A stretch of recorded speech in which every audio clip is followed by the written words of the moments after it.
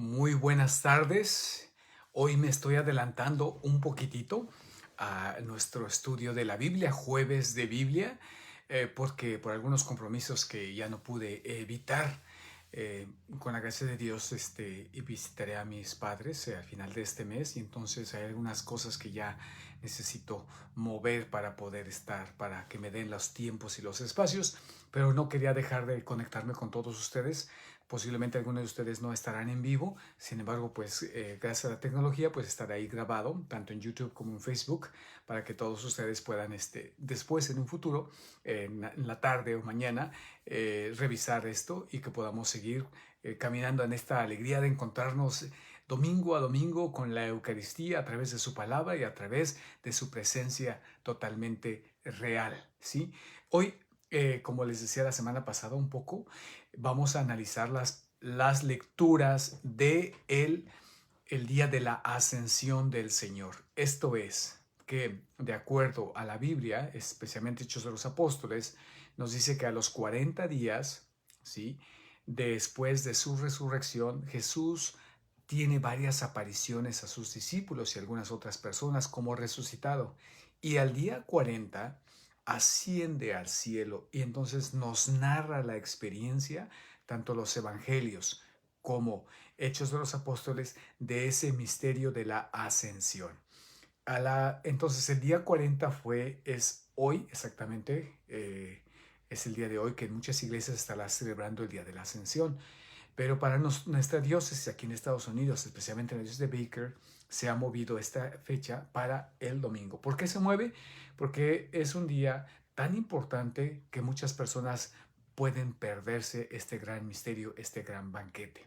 Bien, diciendo esto también, comentarles que hoy, con esta fecha, cuando terminan cuando Jesús asciende al cielo, como lo vamos a mirar, dice que se quedan en oración y va a haber un momento importante donde dice que Jesús salirse, sus discípulos se reúnen y que María está allí orando y pasan 9 días y entonces sucede el acontecimiento del Espíritu Santo, el derramamiento del Espíritu Santo, lo que vamos a ver para el próximo domingo, ¿sí? Y entonces esto, de alguna manera así sencilla, que ahorita lo vamos a mirar, nos habla de por qué los católicos tenemos novenas, ¿sí? La novena, ¿por qué? Porque desde aquí bíblicamente es que son 9 días que la comunidad se une y se prepara para recibir un regalo. Y en este caso, el primer regalo que recibe la iglesia es todo el derramamiento del Espíritu Santo y que podemos mirar que Pentecostés es el nacimiento de la iglesia. Bien, voy a ir a tomar la oración de colecta que se va a hacer para este jueves o para el día de la ascensión, dependiendo cuándo se celebre. Y con esta oración vamos a iniciar, ¿sí? Los invito a orar junto conmigo. En el nombre del Padre, y del Hijo, y del Espíritu Santo. Amén. Concédenos, Dios Todopoderoso, rebosar de santa alegría, y gozosos elevar a ti fervorosas gracias, ya que la ascensión de Cristo, tu Hijo, es también nuestra victoria. Pues a donde llegó Él, que es nuestra cabeza, esperamos llegar también nosotros, que somos su cuerpo. Por Jesucristo nuestro Señor. Amén. Qué bonita oración, ¿sí? Nos pide que rebosemos, ¿sí? Que estemos llenos de alegría y que elevemos fervorosas gracias, oraciones de acción de gracias, ¿sí? Por la ascensión del Hijo de Dios, ¿sí? Que al ascender es su victoria, ¿sí? Y también sería nuestra victoria para que donde ya entró la cabeza, nosotros que somos su cuerpo también podamos entrar. Una oración muy, muy hermosa. Entonces, ya con esto quisiera decir que a veces algunos católicos se confunden acerca de la ascensión y de la asunción.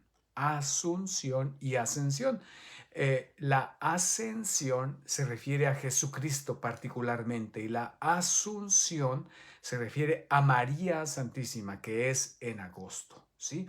El 15 de agosto se celebra que María es asunta al cielo. La palabra asunta significa que María no sube al cielo por sí misma, sino que es llevada, es tomada, es elevada al cielo. María, esa es la asunción. Y lo que decimos hoy es la ascensión, es que Jesús por su propio poder sube él mismo al cielo. Esa es la diferencia, tanto que en Jesús como en María, tanto como Dios, tanto como criatura. Sí, la más hermosa, la más perfecta, pero criatura. Y eso es lo que estamos diciendo el día de hoy. Bien, entonces en las lecturas que tenemos el día de hoy me gustaría que nos concentráramos de una manera en el Evangelio y en la primera lectura. La primera lectura está tomada de los Hechos de los Apóstoles y es el inicio del libro de los Hechos de los Apóstoles, capítulo 1, del 1 al 11. Y el Evangelio está tomado del evangelista Marcos y es el final. Este va a ser del capítulo Marcos, capítulo 16, de los versículos del 15 al 20. Entonces vamos a ir primero a la primera parte de Hechos de los Apóstoles, que en nuestra Biblia está en la página 1924. Le vamos a dar lectura, ¿sí? En el primer libro, querido Teófilo, así comienza, me refería a todo lo que hizo y enseñó Jesús. Cuando se refiere esto en el primer libro, se refiere al libro de Lucas. La tradición de la iglesia ha dicho que Lucas es el mismo autor y antes Lucas y Hechos de los Apóstoles estaban unidos, pero después cuando se hace la diferencia de los evangelios, se separan, ¿sí? Entonces está hablando el mismo autor y si van al inicio de Lucas, del Evangelio de Lucas, van a mirar que hay una introducción muy semejante y que también está escrita para la misma persona, mi querido Teófilo, ¿sí? Que la palabra Teófilo para algunos teólogos creen que es una palabra, no es una persona concreta, así como decir el Padre Luis o decir Erlinda o decir María Colim. No, lo que quiere decir que es teófilos, para el que ama a Dios. Esa es la palabra teófilo, significa teófilos, el que ama a Dios. Entonces dice, en mi primer libro, querido Teófilo, me refería a todo lo que hizo y enseñó Jesús, desde el comienzo hasta el día en que subió al cielo, después de haber dado por medio del Espíritu Santo sus últimas instrucciones a los apóstoles que había elegido. Después de su pasión, Jesús se manifestó a ellos dándoles numerosas pruebas de que vivía. Durante 40 días se les apareció y les habló del reino de Dios. Ahí está, durante 40 días se les apareció el resucitado y les habló del reino de Dios. En una ocasión, mientras estaban comiendo con ellos, les recomendó que no se alejaran de Jerusalén y esperaran la promesa del Padre.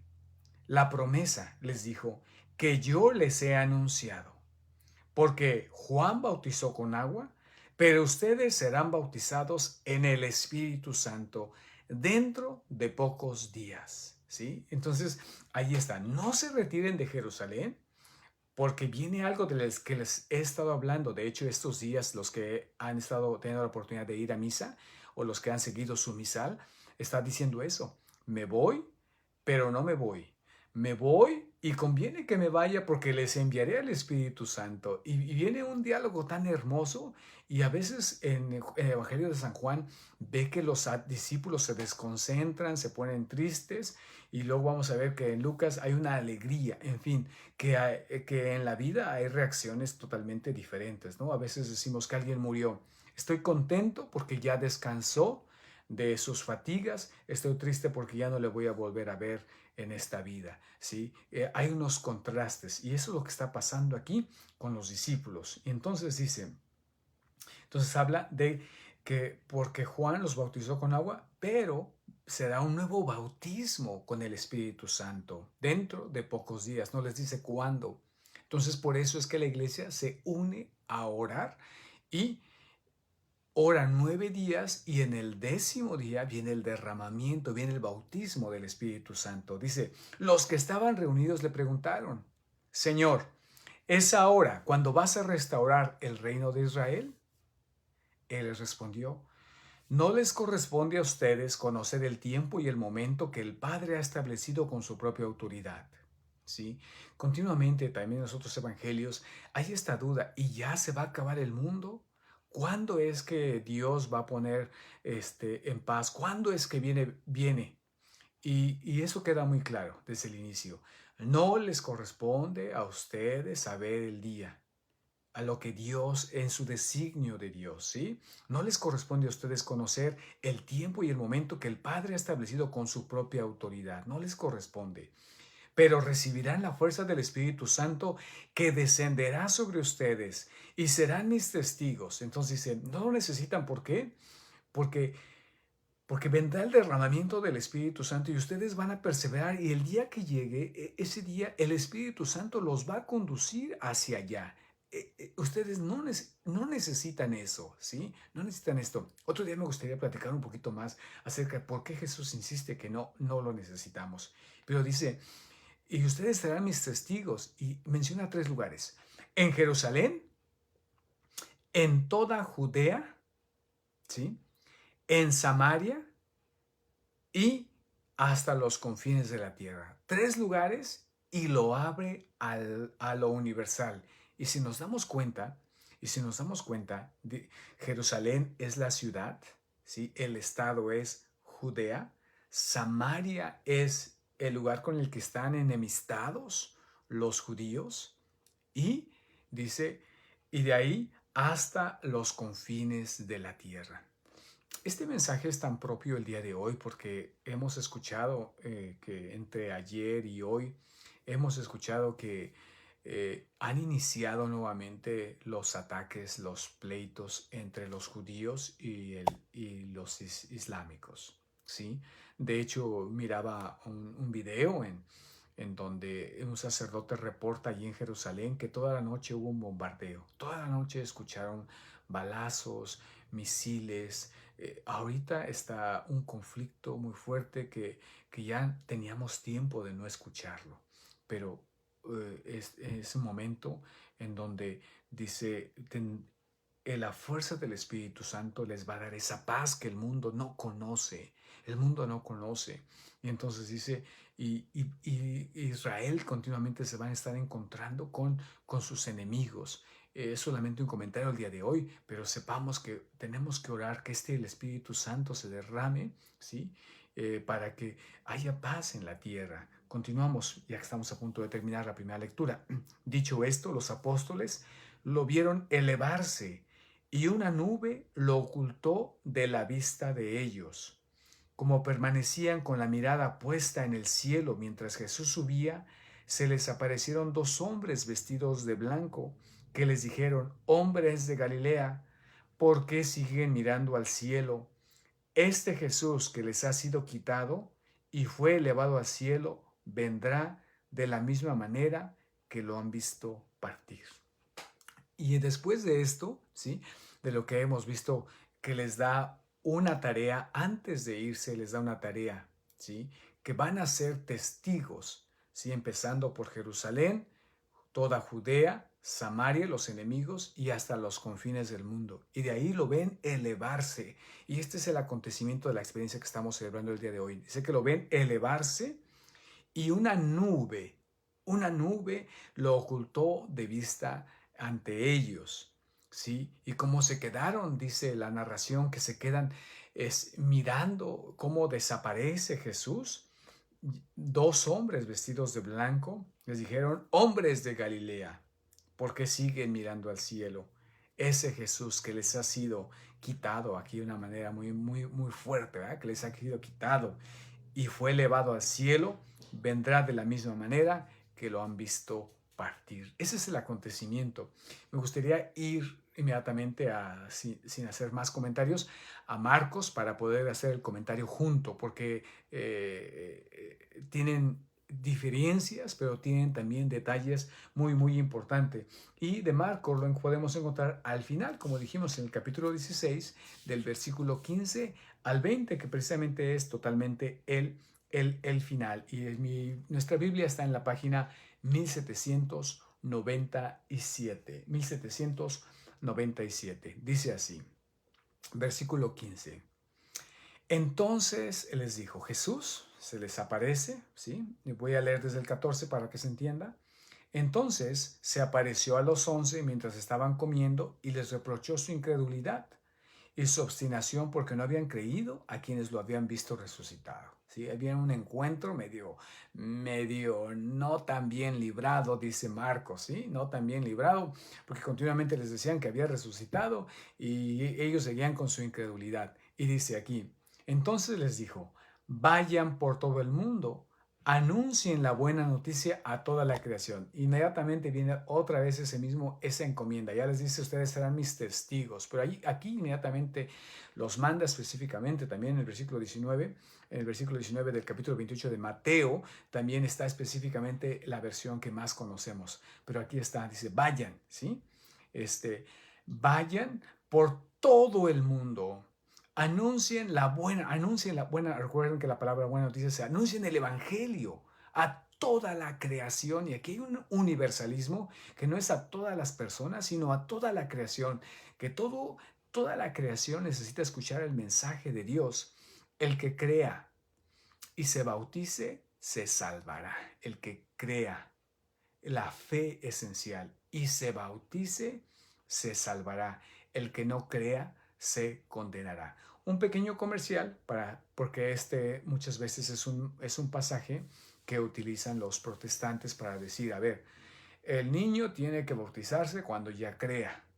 Cuando tú creas y aceptes a Jesús, tú te puedes bautizar, pero eso dice la Biblia. Pero mientras el niño, ¿cómo se puede bautizar a un niño que ni siquiera se ha instruido, que ni siquiera voluntariamente puede aceptar a Dios? ¿Sí?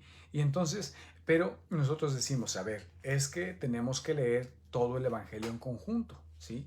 ¿Por qué? Porque sabemos que el Evangelio de Marcos está dirigido especialmente a los romanos. Entonces los romanos obviamente son gente adulta, son judíos que desde la experiencia de Cristo, hoy les van a empezar a llamar cristianos y que van a llevar esta buena noticia, este evangelio, a una civilización nueva. Entonces obviamente les van a predicar, ¿sí? Les van a predicar, y entonces el que crea, por supuesto, el que crea, pues va a ser bautizado. Pero el Evangelio de Mateo, que está dirigido especialmente a los mismos judíos, va a decir de una manera diferente, pero muy importante. Y dice el versículo 19, vayan entonces y hagan que todos los pueblos sean mis discípulos, bautizándolos, atención, bautizándolos en el nombre del Padre y del Hijo y del Espíritu Santo, y enseñándoles a cumplir todo lo que yo les he mandado. Por eso, la Iglesia Católica recoge los dos evangelios, las dos experiencias.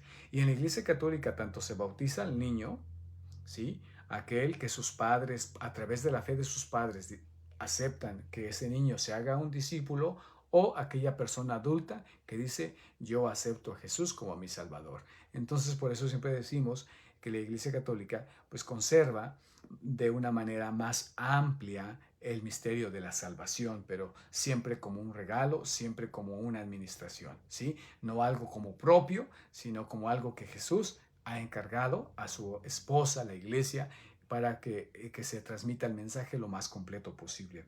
Y entonces terminamos. Entonces decíamos que el que cree y se bautice se salvará, el que no crea se condenará. Y estos prodigios acompañarán a los que crean.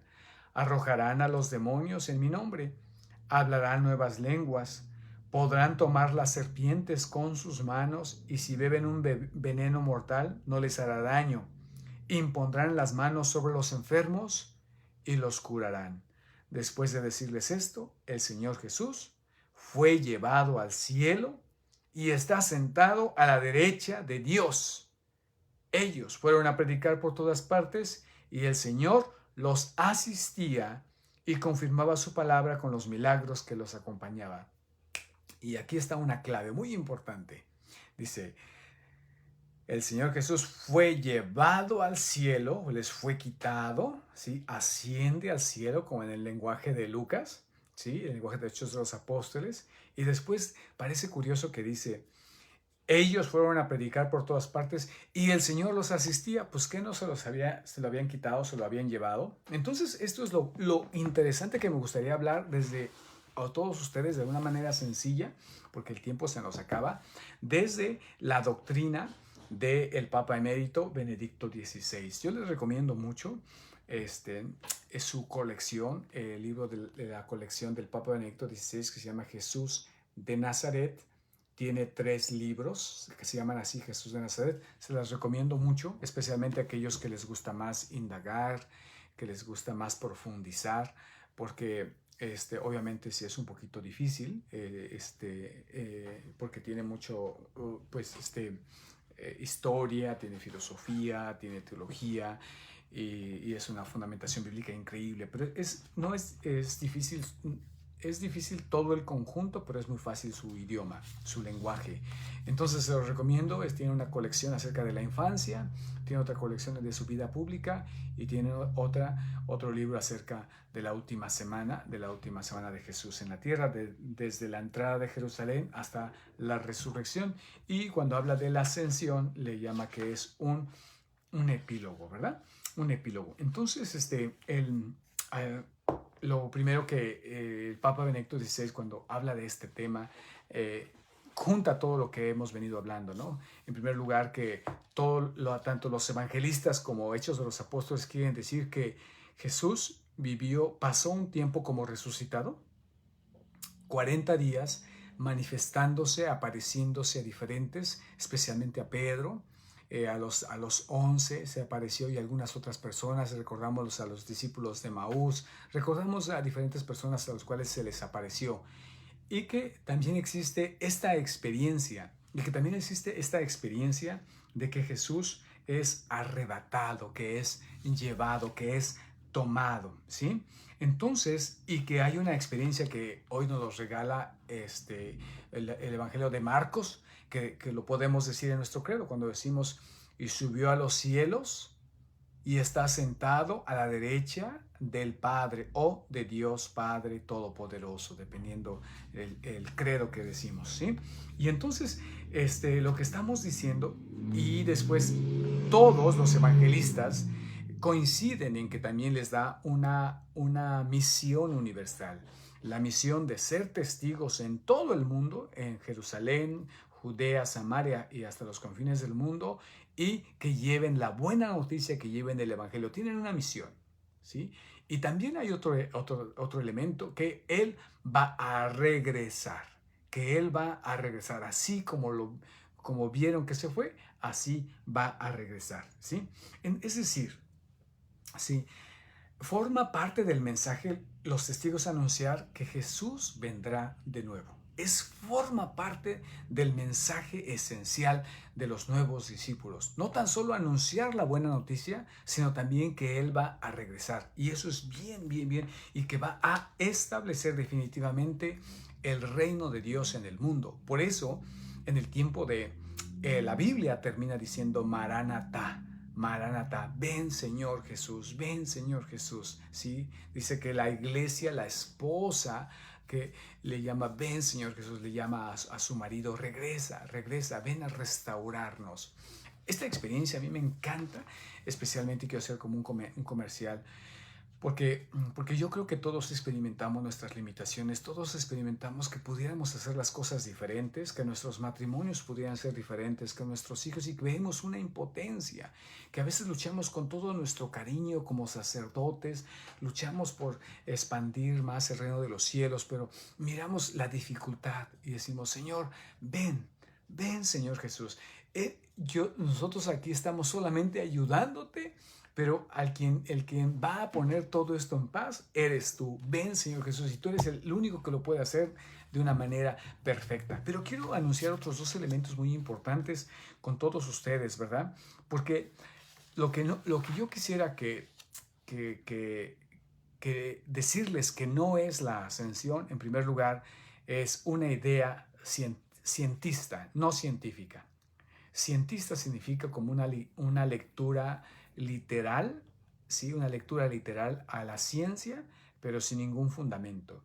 Y lo científico, yo lo amo, me encanta, pero lo cientista es como el astronauta, que estando en el espacio dijo, no vi a Dios, no lo veo, ¿sí? Estando en el espacio el astronauta.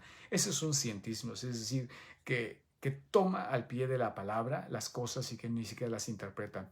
Y entonces, asimismo, algunos han dicho, y eso no es un tipo de cientismo, que esa ascensión significa que Jesús era un extraterrestre. Y pues no sé si han escuchado esa idea, pero se me hace también, pues también muy difícil de poder.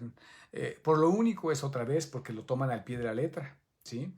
Porque las imágenes de Hollywood y de algunas imágenes que no es con nada comprobado, pero bueno, hoy no quiero hablar, no quiero discutir eso, no soy experto, que de los zombies y todo eso, ¿no? Entonces que creen que Jesús era un zombie porque subió al cielo de esa manera. Y obviamente no.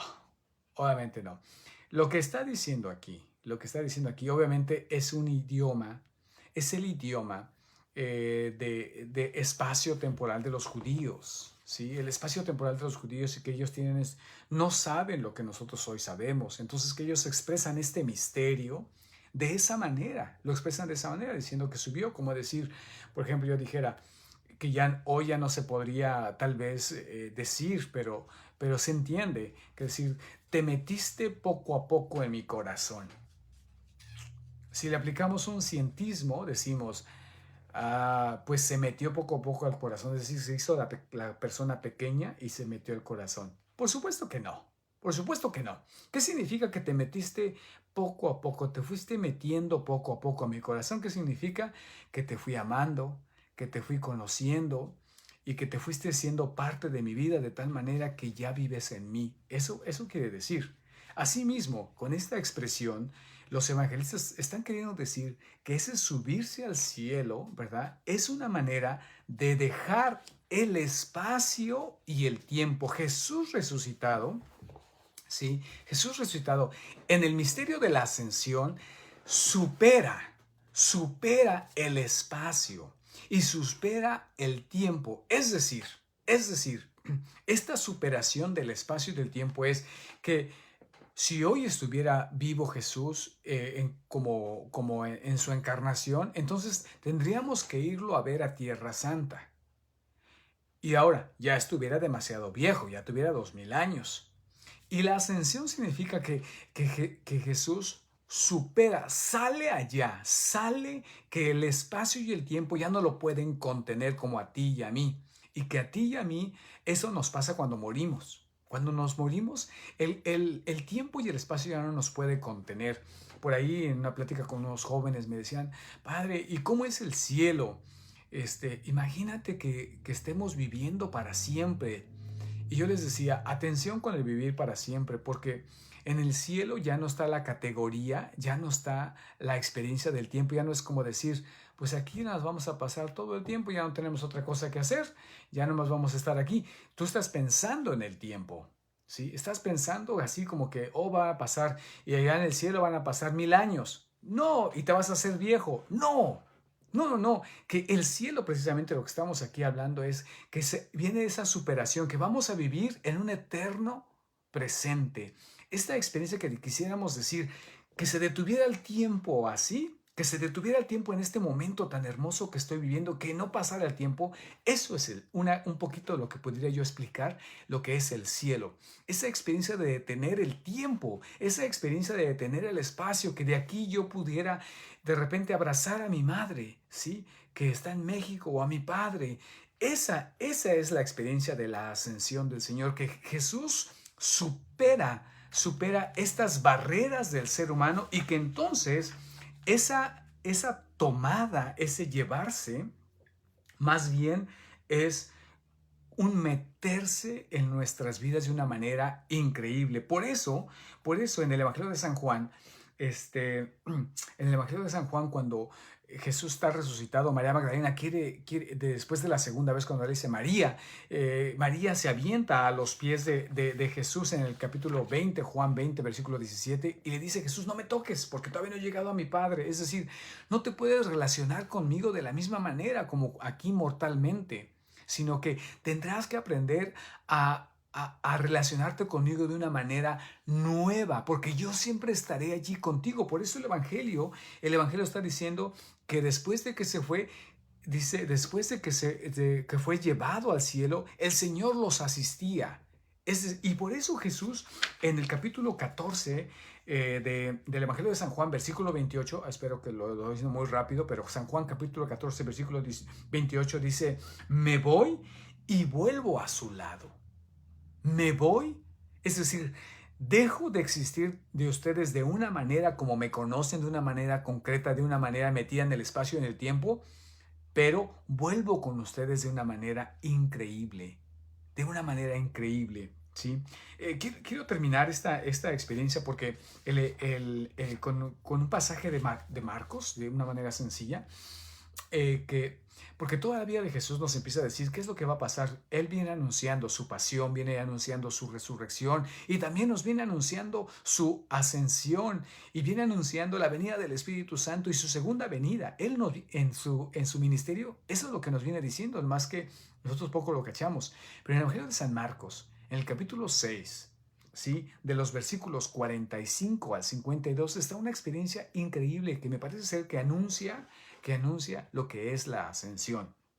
Y dice que después de la multiplicación de los panes, el Señor ordena a los discípulos que suban a la barca y que vayan por delante a la otra orilla hacia Bethsaida, mientras Él despide a la muchedumbre. Luego, dice Marcos, se retiró al monte para orar. Por lo tanto, los discípulos estaban solos en la barca, y eso lo deja muy claro Marcos, ¿sí?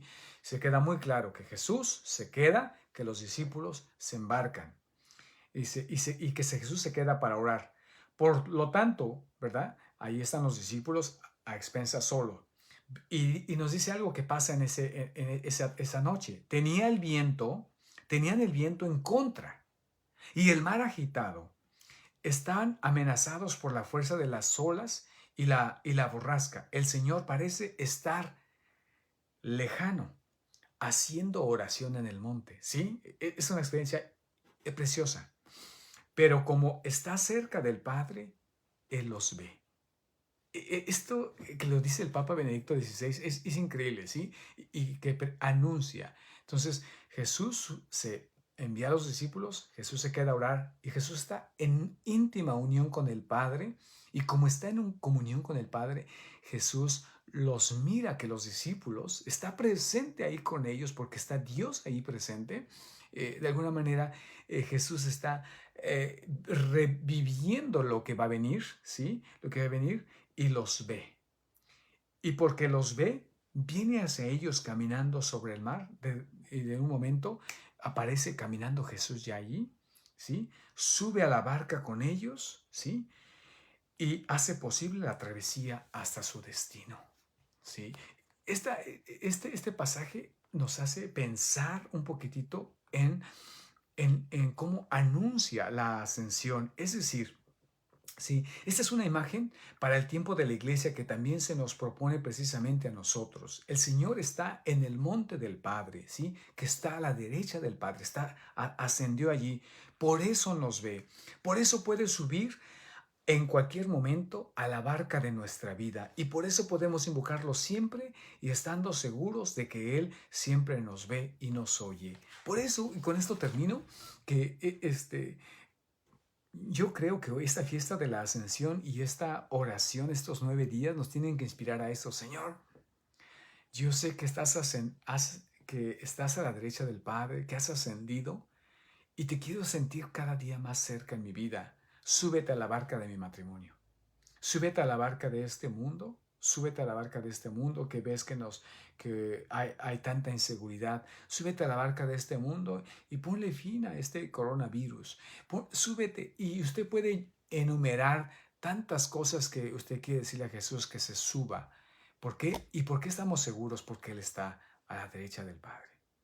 Y está más allá del tiempo y del espacio. Y por tanto está más cerca de mí, que, como decía San Agustín, que yo mismo. Está Él tan dentro de mí y yo buscándolo fuera, otra vez citando a San Agustín.